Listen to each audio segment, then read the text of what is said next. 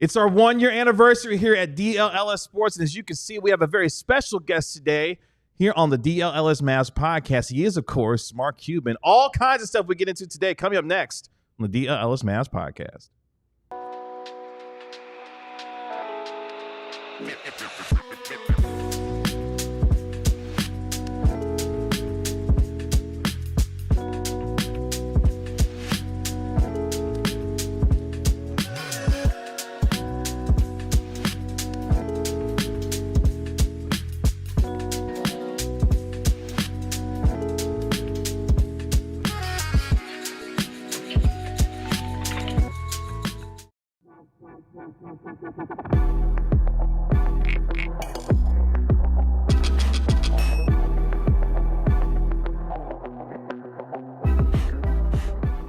Hey, what's up, DLLS Mavs Nation? It's your man, Kevin Gray, alongside Mavericks beat writer Tim Cater, our national NBA insider, Mark Stein. And joining us today on our 1-year anniversary here at DLLS Sports, you've seen him, former Dallas Mavericks owner, Mark Cuban, joining us here on the DLLS Mavs podcast. Everybody? How are you? Welcome, Good. Mark. Welcome. Thanks for having me. Appreciate you hanging out with us. What do you think of the studio? It's a dump. Yeah. Damn. I'm channeling my inner Dirk. Unbelievable. My inner Dirk. Ooh, can we get this man offset? No, we got to talk to him for almost an hour here on the show today. Appreciate all of you hanging out with us here on DLLS Sports today. We're going to get into a lot of stuff with Mark here, and we want you to participate as well. In our last segment, we're going to have some questions from you, from our Diehard Discord members, on some questions that you want to ask Mark. But before we get into anything, Also, we'll try to get to as many super chats as possible at the end. Can't promise we're going to get to them all. And we appreciate you hanging out and being patient with us on our show today. If it was my show, I'd get to them all. You'd answer everyone? Yeah, of course. You They're customers. If you stay past the hour, you can stay in and answer all of them after, if you stay past the hour. You're the one who says you have a heart out, not us. It's not my business. Well, let's get into it so we can get to as many of them as we can. Before we get into anything specific, Mark, obviously there was an announcement today from the team that Dirk Nowitzki is going to have a court dedicated to him October 1st in Würzburg, Germany. Cool. Celebrating 20-year anniversary for him.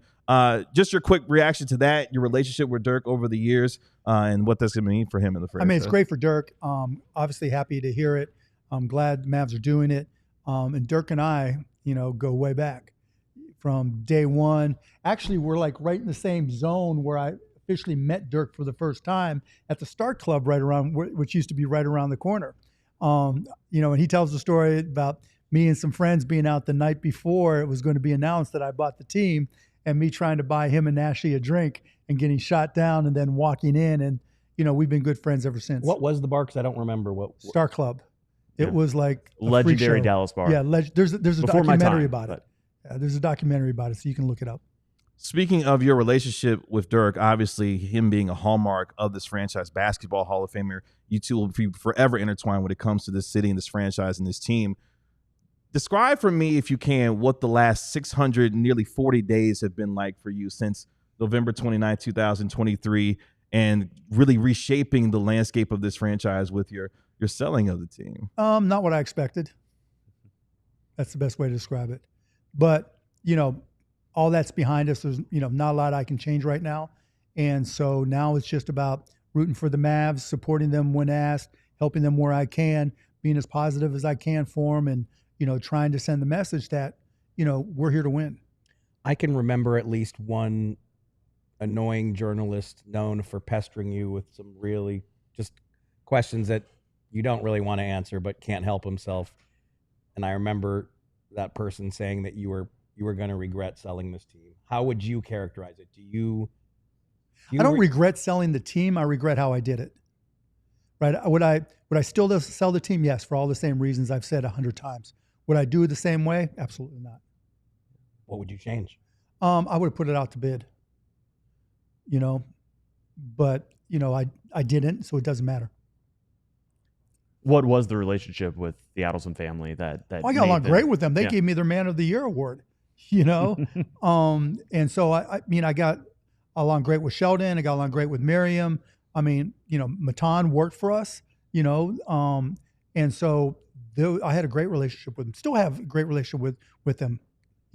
It's just the the contractual terms didn't turn out the way the contract didn't lead to what I expected to have happen.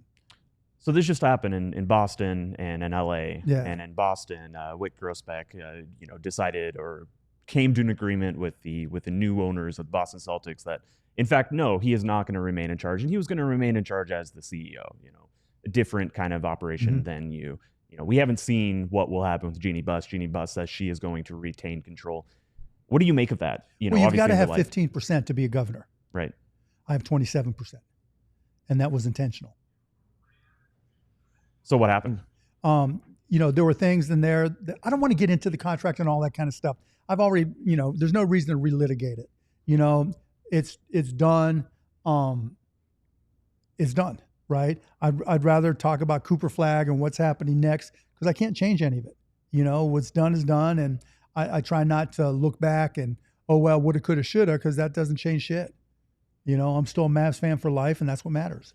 So forget the specifics and the mechanics of it, but just getting to the point that you said, because those of us who've known you for a long time never imagined you selling. It was the end of November 2023. So in the months leading up to that, how did you convince yourself I have to do this? No, I actually sent an email to Adam Silver in October of 22 saying that I was going to sell and why I was going to sell. And explained it to him. And why didn't you leak me that email? just a BCC to your friend Mark. Right. So a year out. The year before. And what did he say? He was shocked, right? I mean, he was surprised like everybody else was. But I gave him the same reasons that I've given you guys. That it just was time. It'd been 22 years at that point. I thought I was going to be in a position where I'd be able to continue to run the team.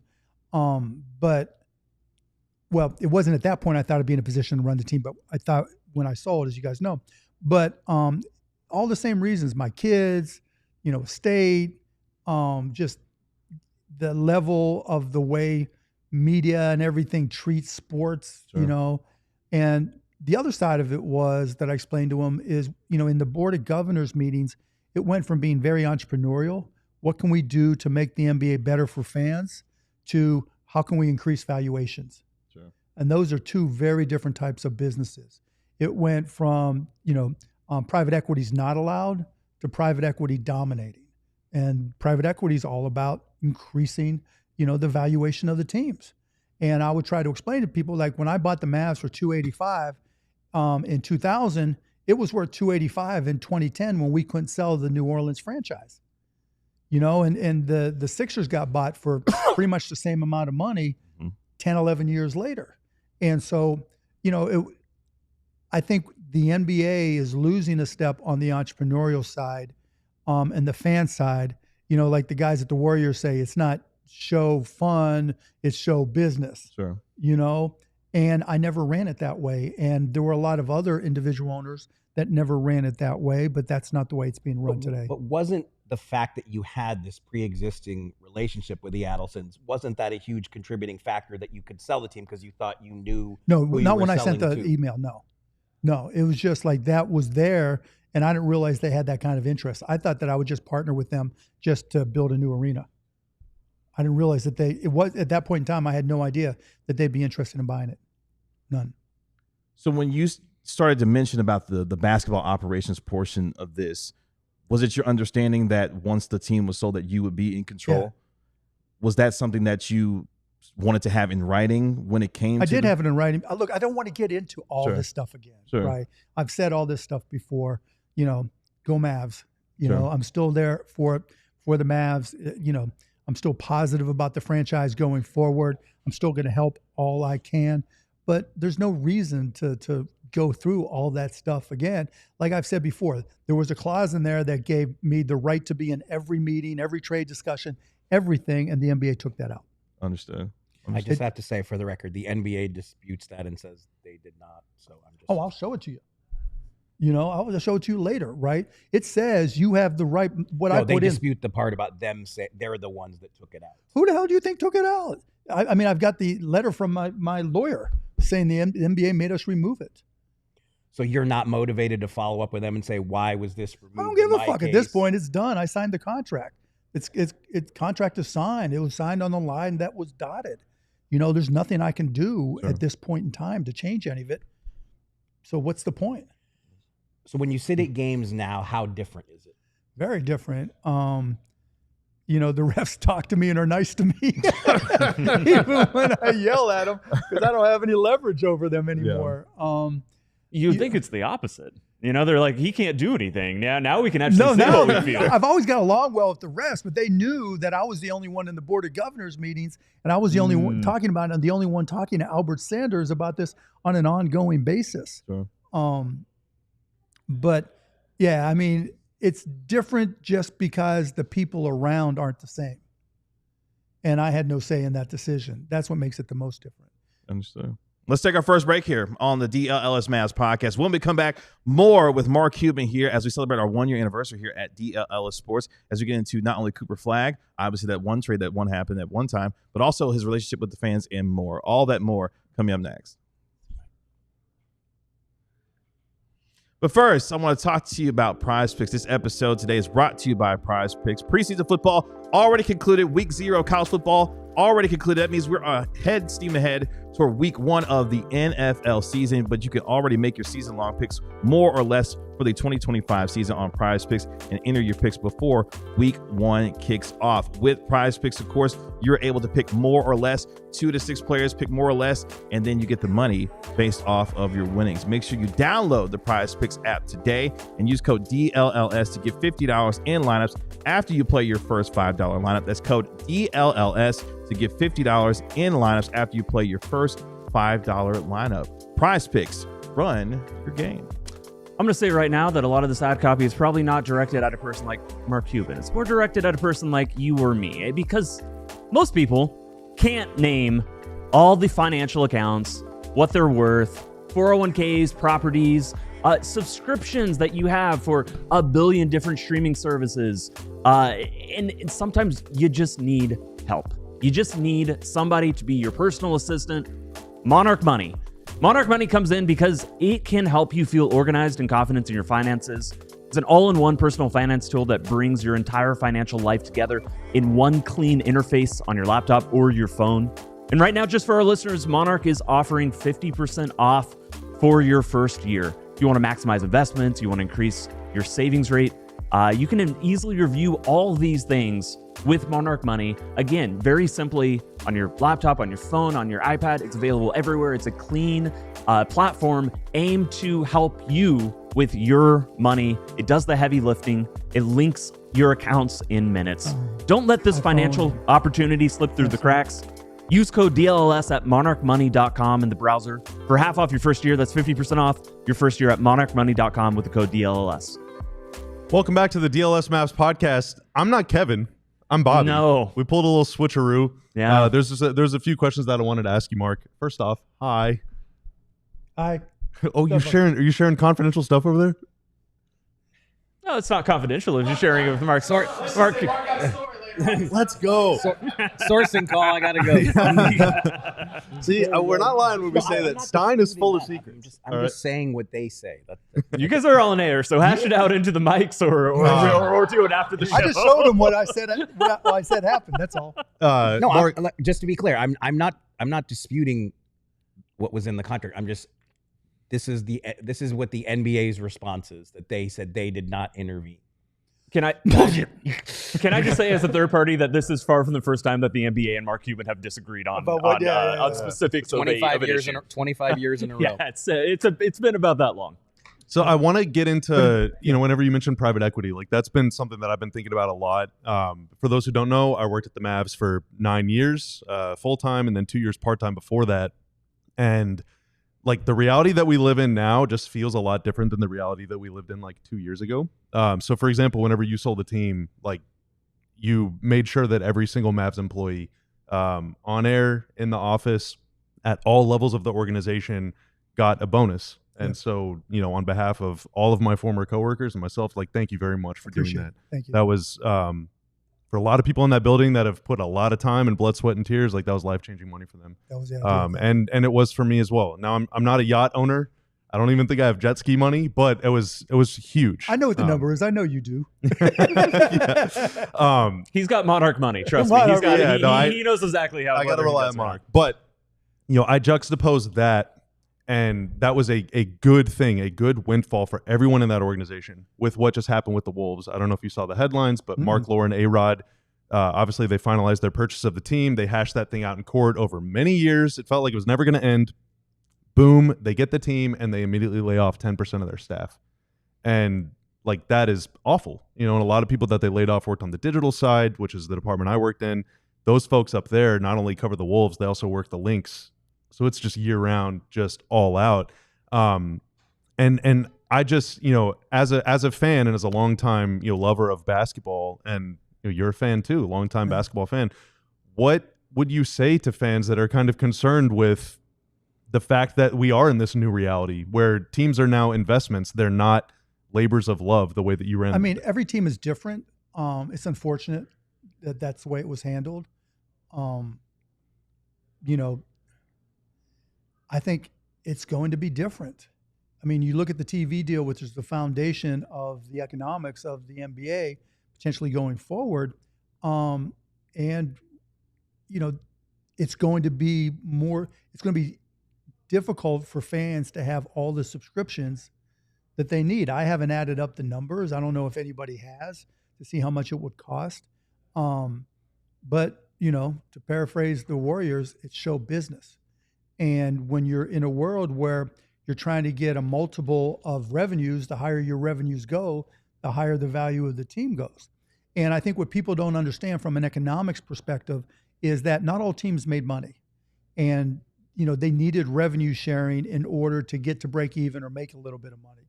And I'm sure the numbers have changed in the last 2 years. But because of that and not making money or generating cash from the operations of the team, teams often sold to private equity or other organizations just to get liquidity. So it's like, now I can finally put some money in my pocket. I don't blame them for it, because if you're losing money all these years and trying to win, it's hard to make money and try to win unless you're in the top 3 to 5 market. And even then it can be tough. But so I just think it's going to impact fans in ways that the league is not anticipating yet. I think the biggest question mark for the entire future of the NBA, and I don't think I'm being hyperbolic on this, when you look at, there was a period of time up until last NFL playoffs, not this NFL playoffs, last NFL playoffs, where TV rights monies were staying about the same. Look at Major League Baseball, right? Their rights money was actually going down, and now they just signed a new deal to get them back. A lot of that is predicated, in my opinion, on the fact that when Peacock got an NFL game, their subscriptions skyrocketed. So the presumption is my perception of it is, well, if you're a subscription service, if this is emblematic of what can happen if we get, NBA or NFL rights, then it's worth paying for it, because you're going to give us the number of subscribers. And if we can just retain those subscribers and not churn them too much, then it's worth almost any amount of money. So we're going to see, come NBA and even NFL for that matter, whether or not these subscription services add subscribers, retain subscribers, or lose subscribers. That defines the entire future of professional sports. And that's such a bummer, because I feel like in that scenario, fans lose because we just have to spend more, to watch the team. And it becomes harder and harder. But it does. And that was, part of the challenge I had when I was running the team. That's why I was losing money all the time. Literally we had $2 tickets for years. Mm-hmm. We had, $10 tickets, $12 tickets when we raised our prices 20%, right? For at least 1,000 people. We had $29 tickets for 4,000 fans, 4,000 seats when I left, right? Those aren't available anymore. And they paid a lot of money. So they, I can understand it. Just like with A-Rod and Mark Lore, they paid a lot of money. And so I understand their desire to make the cash flow work.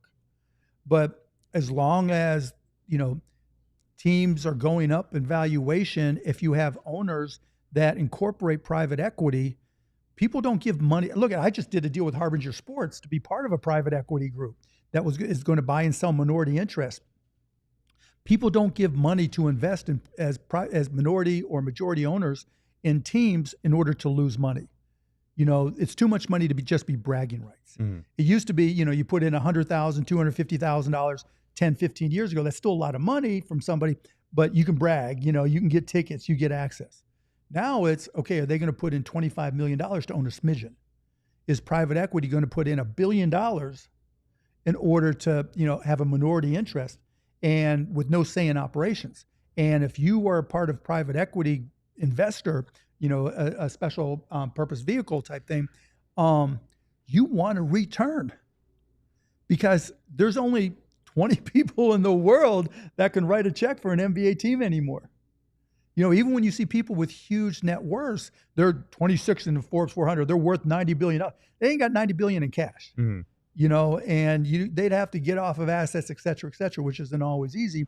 Some can, but so the point of all this is we're in new territory, because, even at a $2 billion valuation, somebody could afford it. Ballmer set that path. Even like when I was looking at the Texas Rangers, right? The reason the people who ended up buying the Lakers now, Walters and Todd Bowley, were able to come in for the Dodgers, and the same thing happened with the Rangers. They just kind of got prepaid off the TV money so they can use it to buy a $1 billion team. And that changed the economics. Now the economics are beyond that. That's why I think the NBA is not going to expand, because the economics just don't work. What would you say then to Mavs fans? And I'm sure you still say it. You answer every email. I mean, and always I don't answer them all. I read them all. Okay. You answer first sentence. You answer many emails. Yeah. What's that? You respond. The first sentence. The first sentence, yeah. What would you say to Mavs fans who, Mavs fans can say whatever they want about you, but they know at the end of the day you cared. And I know for a fact whenever the Mavs lose, you don't sleep. Like you're pissed. What would you say to Mavs fans who are concerned that the new ownership group, and this isn't just specifically about Patrick Dumont or whatever, but like that guy thinks the finals are called the championship games. Like what would you say to Mavs fans who are concerned that the new ownership group might not really care as much as you do? They do? They do care. That I can say with 100% certainty. I mean, I still talk to Patrick a fair amount. And, he doesn't show emotion like I do. That's just not his style, but he does care. And, he cares when we lose. He's spending time to learn. He's learned a ton in time, Now I can talk to him about analytics. I can talk to him about our roster. I can talk to him about 5 out versus making 3, decisions that are made. Can you tell him to play more 5 out, please? What's that? Can you tell him to play more 5 out? Well, it's going to be tough because we don't have enough 3-point shooters, which is part of the problem, right? And so that was the conversation. a long time complaining about that. We spent a lot of hours over the summer talking about just that. Well, yeah, and that's Patrick and I have talked about that, right? It's kind of a triangle. It's not like Nico and I talking about it. It's Nico talking to Patrick and me talking to Patrick, and it's his job to assimilate all that and make a decision. But I know he cares. I have no doubt in my mind that he wants to win a championship. But he's not me, and he's going to do it his own way. Going back to private equity real quick, would you say it was more the NBA chasing higher and higher valuations, or was it private equity looking at the NBA and looking at franchises and seeing them as a vehicle that they could also target? Both. Yeah. Both. Because like when did that start really? I guess kind of with the the VC explosion. Probably more 5-6 years ago that I noticed the conversations turning more to valuations, because some of the people who had bought teams had private equity backgrounds. And so I would bring up in the meetings, how are we going to, we're going to price fans out, it's show business, but they're going to be customers gone, right? It's going to be hard to replace them, da-da-da-da-da. And it would be like, okay, Mark, what are our valuations at now? And it's like, well, Forbes says this about the teams, yada, yada, yada, right? And so I think it was 5-6 years ago that probably started happening. And I raised my voice. I was like, this is bullshit. Yeah, I know we're a business. Yeah, I know we want to make money, but teams aren't making money. Why aren't teams making money? What are things we can do? Like one of the things I would hammer all the time was social media. We dominate social media, but it's a smidgen of revenue for us relative to TV. Well, there's not money there. I think they need us. Why are we not going to get more money there? And then when Bally's fell apart, it was like, why aren't we going? I would say to them, go to Time Warner, and because I've been in this industry and I understand the technology, I understand the elements, and I was like, go to Time Warner, and since TNT and TBS are going to lose the rights, right? They can work like the Weather Channel. You know how the Weather Channel, whatever city you're in, it shows you the weather for that channel. Sure. Well, let them buy up the rights as Bally's falls out, and say, okay, Dallas, we'll buy your rights, but only people in Dallas can see it, because that helps them sell more subscriptions, right, to traditional cable and whatever they stream. It's just, thanks, Mark. Next. The one good advantage of having Amazon, though, is that we get to see Dirk on TV. So no, that's nice. That is like the one added service that I'm down for. Amazon did a great job with the NFL. Pretty much everybody's got it. You don't have to pay for it specifically, right? So if you have Prime, I think Amazon's a great partner. But the challenge is, if these subscriptions don't pick up or don't reach the numbers that Peacock, et cetera, need, then it's going to default back to Amazon and Netflix being the only ones left. Maybe Apple. And maybe ESPN, to be determined. Well, right? there's never been more uncertainty about regional TV in the NBA's history gone. than there is now. It's gone. It's gone, right? Local TV is okay and good, but the networks, like Tenga just merged, right? It wasn't a merger of strength. And they've got great, smart people there that are busting their ass to sell, et cetera. But it's hard to get people to turn on a TV, in a traditional TV at the same time. And just streaming from a team, it's hard to get people just to buy a product that's going to be for one team. And so, if it comes down to just, let's just say Disney, Netflix, and Amazon, maybe Apple, but they're changing their mind on sports. They're not going to compete with each other the way the subscription services have this past couple of years and the past couple of deals, in my opinion. So to sum up this conversation, and then we're going to hit a break. Yeah. But I guess, what do you say to the fan that says this doesn't feel like a family, it doesn't feel like a family business anymore? I guess the idea is just like, sorry, that's not what the NBA is anymore. Yeah, I'm sorry. Yeah. It's just, you see with Wick selling, you see with Jeannie selling, you see with me selling, you saw with MJ selling, teams, the people that we've come to learn and know that have owned these teams for 20 plus years. I'm not 21, I'm not 41 anymore, right? And so a lot of the individual owners are going to age out, and so it's going to change. And who is there to replace us, right? At these prices, the Larry Ellisons of the world, the guy who owns NVIDIA, whatever, they're not 21 either. And maybe the next generation of trillionaires from AI will come in and start buying teams, and that'll change things. And I hope so, because then there's an opportunity to put fans first instead of valuations first. But that is a challenge. It really, really, really is. It's GoFundMe.com/DLLS Sports. We're going to buy the Mavs. We're going to take another quick break. We're going to keep talking about this. Cooper Flagg. Hey, we're going to take diehard questions as well coming up right after this on the DLLS Mavs podcast.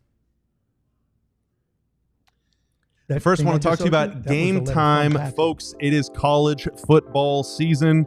We know you're going to follow your team around the state, whether you're a Longhorn fan, an Aggie fan, hey, maybe you're a Mean Green fan or a UT Dallas fan. One day they're going to get a football team. They actually moved up to D2 recently. But you're going to follow your team around the state, around the country, and you need to know what your view is going to be like at that stadium whenever you get there. That's why you download the Game Time app. They got zone deals, so you get the best prices in the section you want to sit in. And then, before you choose your seat, before you fork over your cash, they got all-in pricing, so you know exactly what you're going to pay. There's no surprise fees at checkout. And also, they got a 360-degree panoramic view from your seat, so you know exactly what the view is going to look like from section 109, 209, 309, or 909, way up top. All right? Take the guesswork out of buying college football tickets with Game Time. Download the Game Time app, create an account, and use code DLLS for $20 off your first purchase. Terms apply. Tap, ticket, go. Download the Game Time app today. What time is it? Game Time. Looking for an afternoon of great conversation, good company, and a chance to make a difference? Join us for Big Brothers, Big Sisters, 4th Annual Cigar and Conversations, happening Saturday, September 13th from 2 to 6 p.m. at Casa de Monte Cristo in Dallas. Enjoy a premium cigar, a complimentary drink, and connect with people who care. BBBS board members, staff, and community leaders, all coming together to inspire change. Learn how you can become a mentor and positively impact a young person's life. Ask questions, share stories, and discover how you can get involved. Whether you're a seasoned supporter or just curious, this is your chance to network, engage, and be the change. That's Cigar and Conversation, Saturday, September 13th, 2 to 6 p.m. at Casa de Monte Cristo. Be the change, be the mentor. Visit the link in the description for more on the event in Big Brothers, Big Sisters. Thank you all so much for joining us here on the DLLS Mavs podcast. Stay with our special guest, Mark Cuban, live here in studio as we celebrate our 1-year anniversary. A lot to still get to before we finish up our show today. Mark, it is a new era for this team, obviously, with Cooper Flagg being the #1 pick on this team. We saw him in Summer League. In fact, it was funny. I was in my first NBA Summer League this year. I saw you walking out with Steve Ballmer, Cedric the Entertainer. I was like, oh, this is something different. That was my first Summer League. There's a lot of things happening here, but it was a lot of fun seeing him there. With the fans and the relationship to the fans that you have, how has that changed over the last 23 years? What changed as far as your relationship with them and how you view them now in the role that you're in? Not at all. Nothing at all. I mean, Mavs fans, were everything to me then, and I do all I can, to make them everything for me now. You don't you see me at games. You see me taking pictures, shaking hands, hugging people. That'll never change. So there's one sentiment from fans that has stood out to me most, and I've heard it directly. Like just talking to fans, I see it on social media all the time, in my mentions, elsewhere. It's the fan that wants to be a Mavericks fan. Certainly after the Luka trade, there are people who just chose not to be a Mavericks fan. Of course. And there's respect for I have respect for that decision. I have respect for anybody's relationship to fandom. Right. But there are a lot of people who they're Mavericks fans. They tell me, they are Mavericks fans. They're not looking for another team. Right. And then they turn the games back on, and they just didn't feel anything. They didn't feel the same thing. I mean, I heard that after Steve Nash. Yeah. I heard that, when we brought in Wang Jiji from China. I've heard that when players have done things that are controversial. That, they call it, fan is short for fanatic, right? And that passion is a good thing. And, those things dissipate with time. We all were, hurt when Luka got traded. Me as much as anyone, because I felt like I let people down, by not being there. But what's done is done. And we got Cooper, the basketball guys were looking down on us, and Coop's a real deal. He's not even 19 years old. Yeah. I mean, he could literally, depending on science, play for the Mavs for 25 years. I'm guessing if we do well and win, those sentiments will change. Yeah. And you were known as not just an owner, but as a fan who loved this team, embodied the culture of the team. What would you consider a good fan? And what would you say in today's... Every fan's a good fan. Yeah. Look, it was like during the days of Get Luka Help. Yeah. People put up murals and, everywhere I went, get Luka. That's one of the reasons I sold the team, right? It's just relentless and nonstop. And so, for fans, I get the passion, and that's good. But, there's do what you need to do, but there's a limit, right? It becomes counterproductive. Did you feel like those limits and lines got crossed as time went on? Well, no, I mean, look, when I say counterproductive, just in terms of me personally. Sure. And I think, there's so many, whether it's just because they did a deal that you don't like, or they didn't cover, or, your parlay didn't hit. Fans, go on social media in particular and tag everybody like they tag you guys, and they're brutal. They're brutal. And social media has become such a big part of all of our lives that it's hard to avoid. And, you get to be the fan you want to be, but just recognize that the people on the other side of those posts, they get to be who they want to be too. Sure. And those posts have an impact. Yeah, I mean, I'm seeing like in the comments in the chat, there's one comment from Kenny Bybee that the trust is broken forever. He just doesn't get it.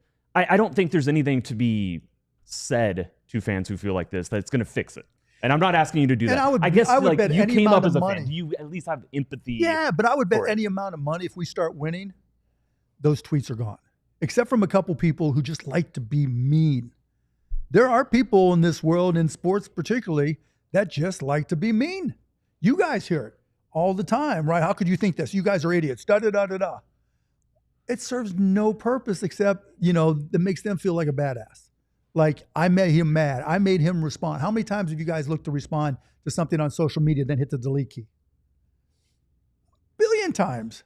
My drafts are my Okay. drafts for a reason. I'll say that. I'm not sure I agree with you, but we're talking about what other people feel. And so What part did you not agree with? I think there are legitimately fans who are not looking to get a raise out of this, they're not tweeting it at people. I think I agree with that. Yeah, I think there's fans who are just their relationship with the Mavericks are forever is going to be forever altered. I don't think it's going to be forever, I think is what I'm saying, right? Okay. So the fans off of social media that are just hurt, right? It just hurt. Like we hurt in 2006 after it was stolen from us, right? And I'll take that to my grave that it was stolen from us. We hurt when Steve Nash left, we hurt and it kind of when we got back, it was the one and done boys when we made it to the playoffs in 2011, right? We have no chance. Dirk's soft, trade Dirk. I'm tired of this. And then we win. And the whole narrative is different, And so I think those fans who just eat, sleep, breathe, live the Mavs like we do, when things change, they'll evolve with it. So I don't try to diminish how they feel now. I understand it completely, right? Trust me, nobody was madder than me when I got that call. Right? Yeah, there's no way to describe how I felt. But at the same time, I think that dissipates over time. That divorce will get over the divorce. So when fans, there are fans who are upset about who you sold to, the new organization that's been installed. Like, how do you reconcile that response? I'm sorry, right? I had to do what's best for my life and my family. What you think I was going to live to 137 and just run the Mavs forever? Honestly, I thought so. I was hoping so. I figured you'd have some Shark Tank pitch right? That, was going to allow it. Father Time's undefeated. And so, something was going to happen at some point, no matter what. And I just wanted to do it on my terms. How would you characterize, you still own nearly 28% of the team, how would you characterize your relationship with the team, with the front office, and what that means for how you go about your daily business now when it comes to this franchise? I get along great with, Rick. I've known Ethan that came from the T-Wolves from before. His mom came up to me, before, when we were in Minnesota playing in the playoffs. And Rick and I have known each other forever. We all get along great. I get along great with Patrick.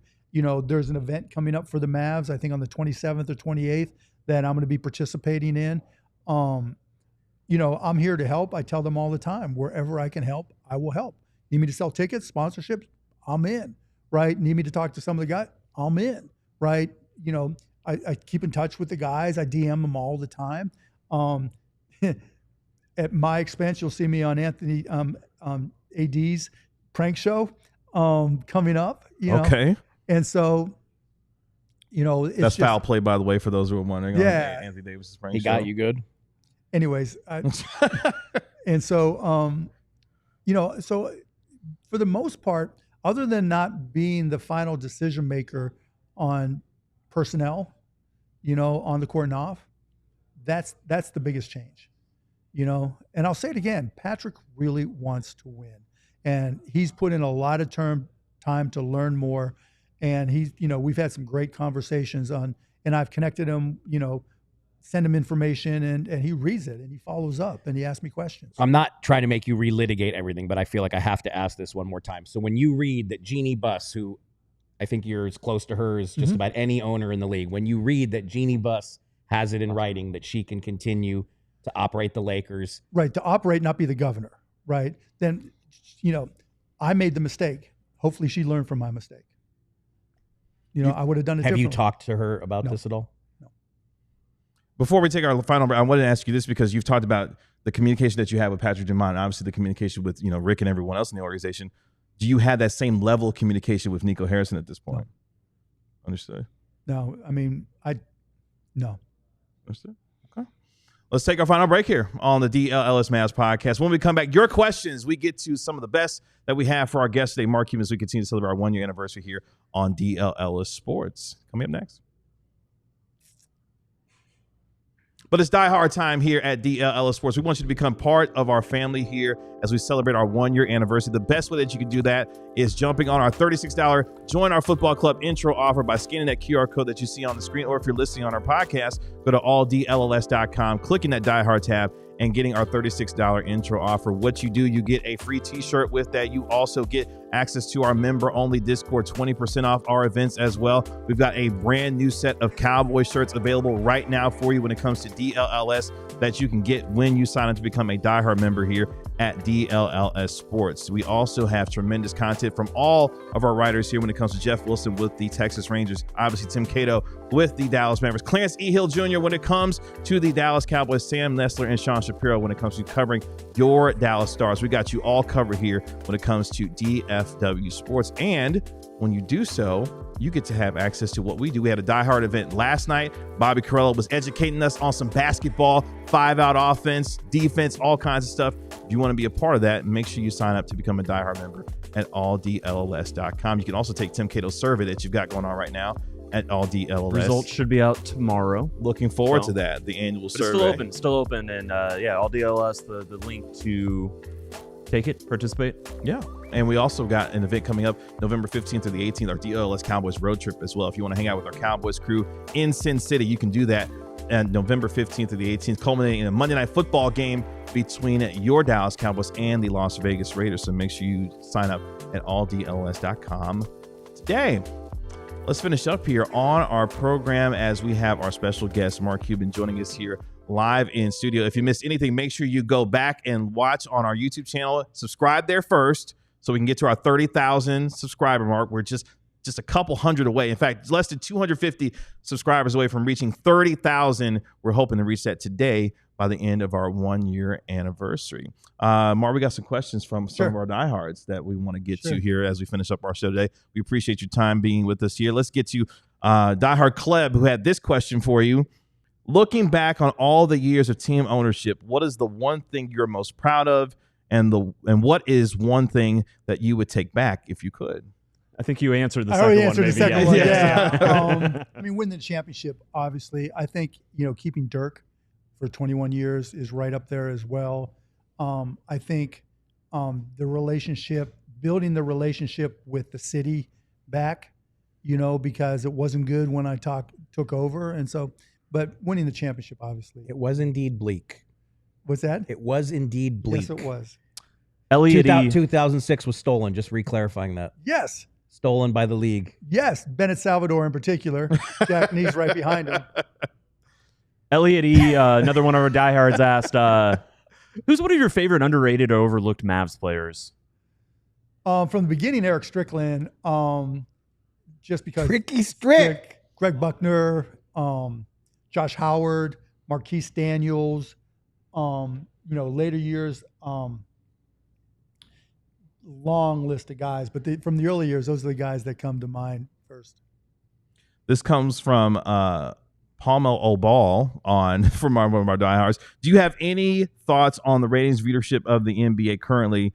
If you do have an issue, is there a solution? You just kind of touched on that a little bit. Yeah, and there's really no more ratings because we're not on traditional television for the most part. So you're not going to get viewership numbers. You might see aggregate hours, but that's it.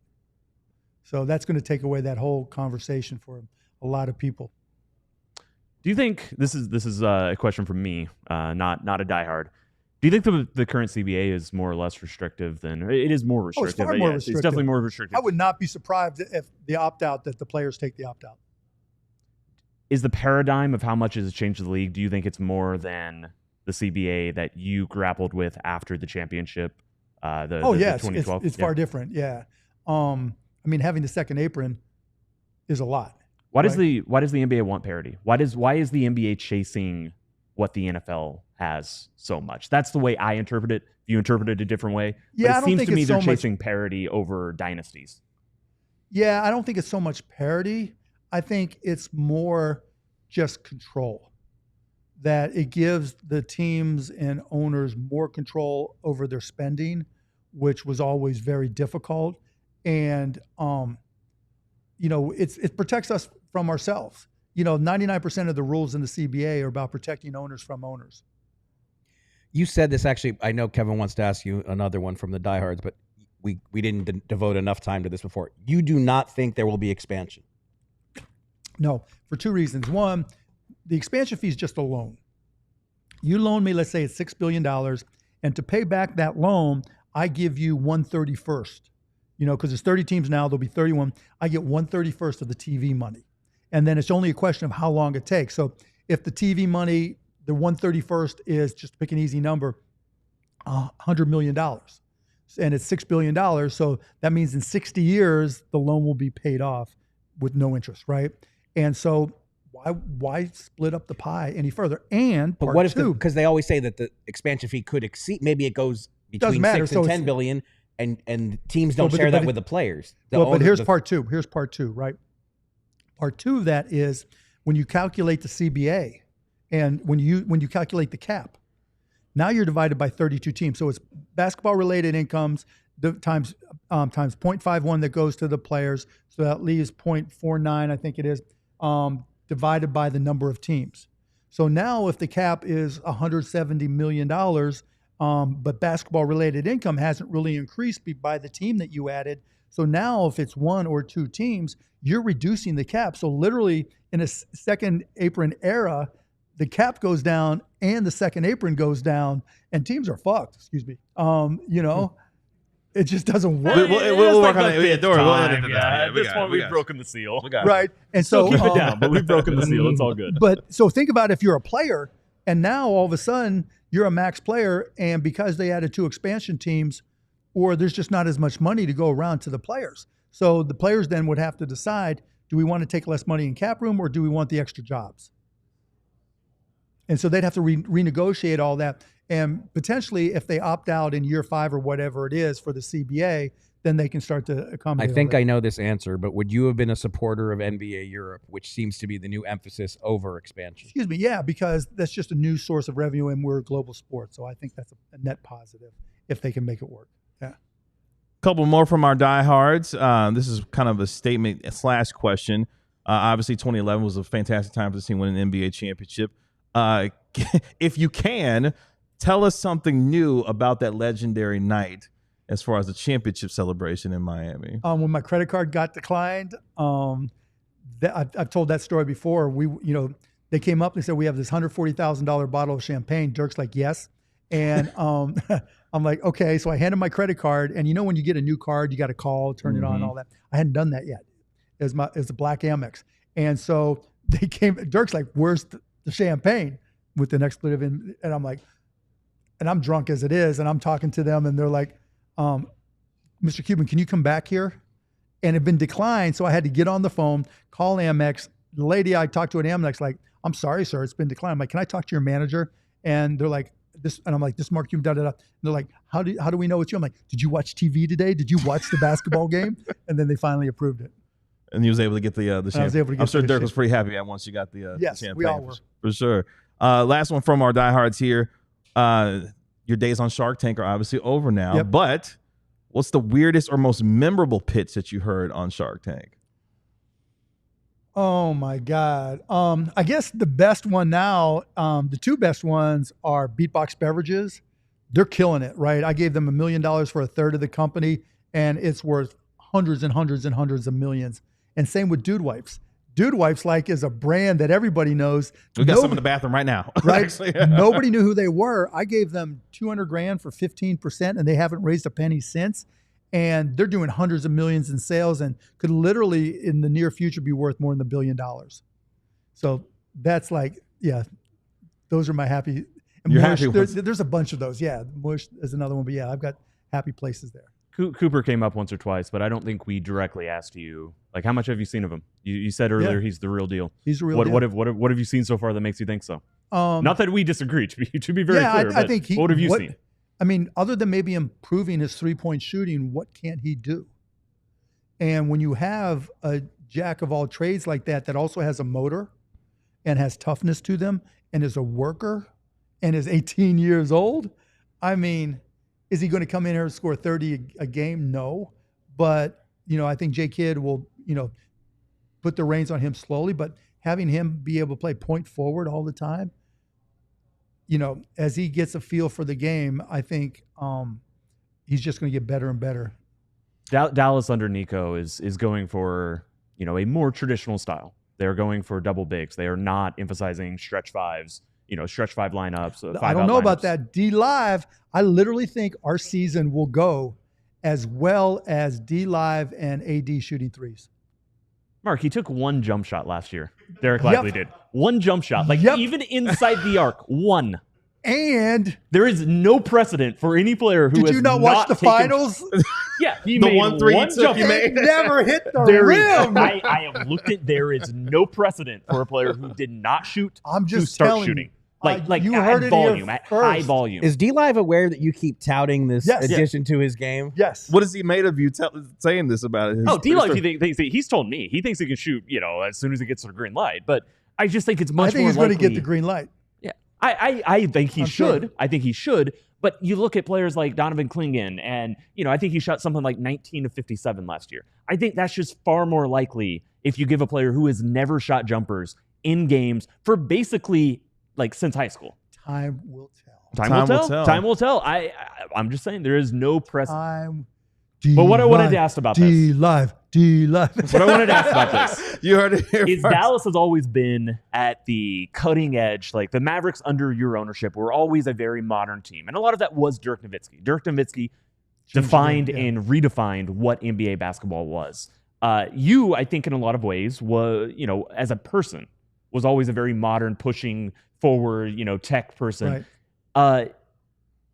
I guess I'm just curious, as a fan of the team now, still as a, minority owner, this is a very different Mavericks. This is a very different feeling Mavericks because it is going back to a less shooting, certainly it's not, it's not Don Nelson out there, experimenting, pushing the boundaries. It's a team that's probably going to be last in three-pointers for most of your tenure. Dallas was top 5, top 10 in three-pointers attempted. I'm not saying it's right or wrong. I'm just curious how you react to that when the team had such a clear identity when you were in charge. I mean, I've had lots of conversations with Patrick about analytics. I'll leave it at that. Okay, there we go. Let's get a couple super chats. You get my chats. entire point when I say I do. Yeah. I do. I absolutely do. Yeah. Let's get to a couple of the super chats that we have. Daniel Escobar dropping in an $80 super chat. $80. That's $80. Right. That's right. Happy anniversary, fellas. Thank you so much. I really appreciate it. What's my cut? 0. We'll talk about that after you get off the show. You just sold the Mavericks for how much? Before we let us have our small victories. Before we let you go, I do want a new job where you're going to be running the world. See, well, there it is. What would your message be to the fans as we move forward in this era with Cooper Flagg, Anthony Davis, and Kyrie Irving before we let you go? Your message specifically that you want to give to them before we let you go here. I mean, I'll tell you the same conversation I've had with Patrick. I mean, our optionality is big time, right? We've got a lot of options available to us. There's uncertainties for sure, but we've got just potential superstar talent in Cooper, who's only 18.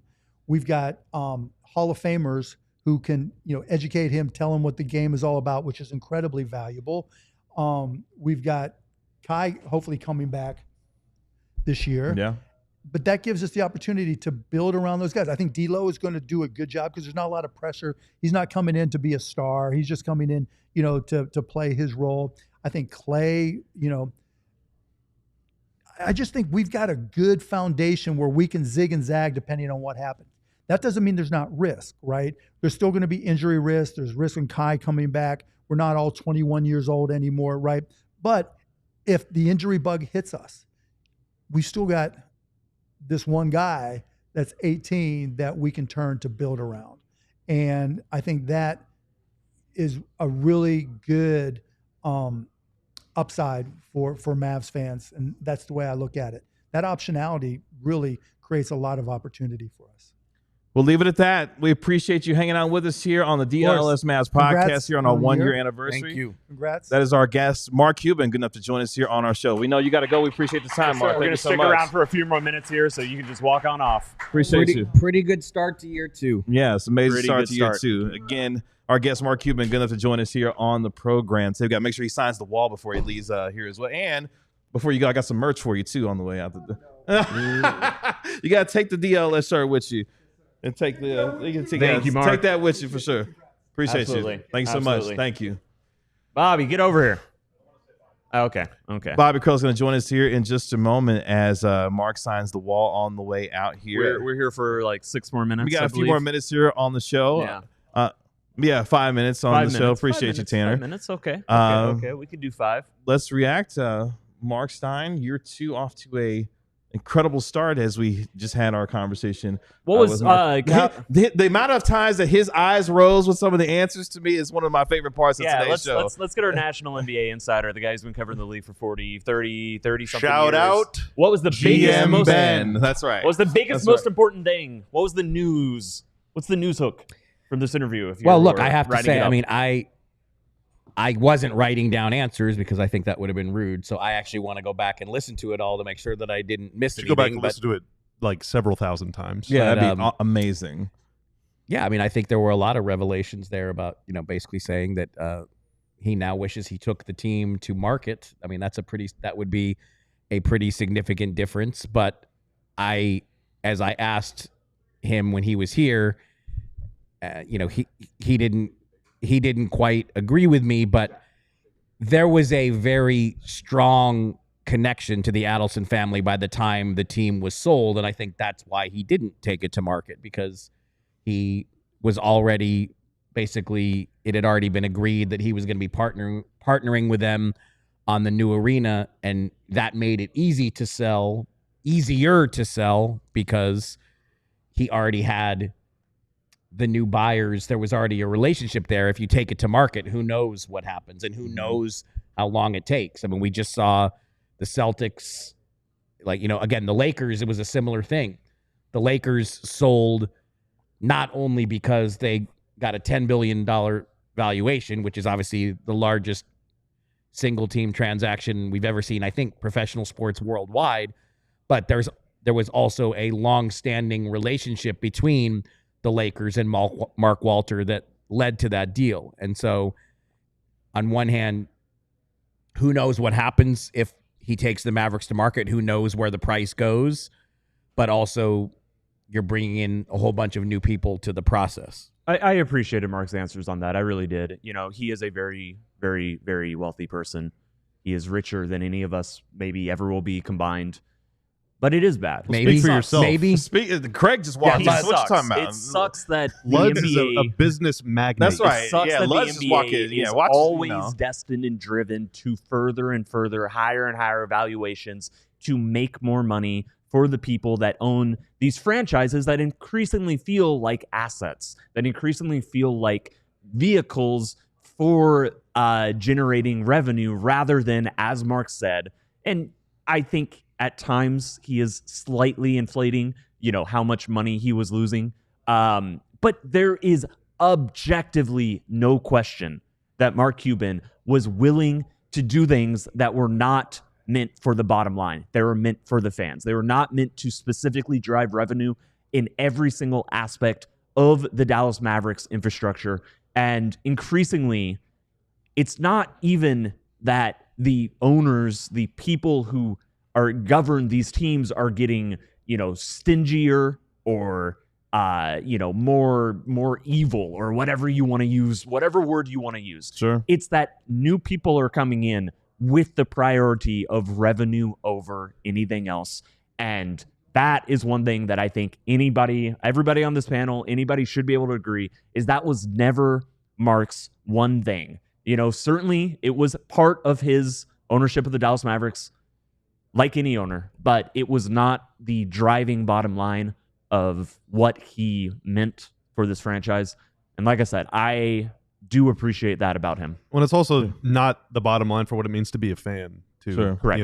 And again, like I told him, there are a lot of fans that by the time Mark sold the team, we're ready to get a new owner in here. But one thing that you could never say about him is that dude doesn't care, and it just doesn't. You can still feel that now. Yeah, and it doesn't seem that way with many owners in many sports. And whether that is good or bad is up to you, but that is certainly a huge tangible difference between him and the new regime, and the one that came before him. By the way, let's not forget Ross Perot was into equity before equity was called private equity. Yeah. All right. Yeah. That guy wanted to make a profit. Can I also just say real quick, thanks to all the super chatters. I'm going to acknowledge the super chats, just the names of the folks who dropped those in there. Beautiful. Shout out to DLS Rangers Weekly Podcast, Jeff Wilson with the $10 super chat, Classic Stanglover with the $9.99 super chat. I don't know how you got more money after last night, but appreciate you. And $40.99 and $1.99 and $1.99. That's right. Oh. Shout out to Mark Signs guy, Charlie Saturday dropping the $1.99 super chat. Thank you. Really appreciate that. Marco Gonzalez with the $10 super chat. And Brett Mayfield with the $5 super chat. And huge shout out to Daniel Escobar, the $50 one. I think we got to that, in our own wording, in our own phrasing. But I do think we asked him that question. Huge shout out. Thank you so much for those huge super chats. Yeah, we appreciate thank you very much, Daniel. Appreciate it, God. Tanner making us look good and sound good as always. Yeoman's job today, sir. Thank you so much. Really appreciate you and all of what you do. That is it for us here. Year two underway. Off to a bang today on the DLLS Mavs podcast. You guys so all very much. Of you. We appreciate all of you. We could not do any of this here at DLLS Sports, particularly this show for us, without your support. What an incredible year it was. It was absolutely insanity what we dealt with in the first year, but we had a whole lot of fun doing it, and we are just getting started. That's our Mavericks analyst Bobby Curl. That's our national NBA insider Mark Stein. That is our Mavericks beat writer Tim Cato. I am your host Kevin Gray. We are DLLS Mavs. We'll talk to you tomorrow at 12 p.m. right here on DLLS Sports. Y'all be good. Enjoy the rest of your day. We'll talk to you later. Peace. We all silly like the mayor.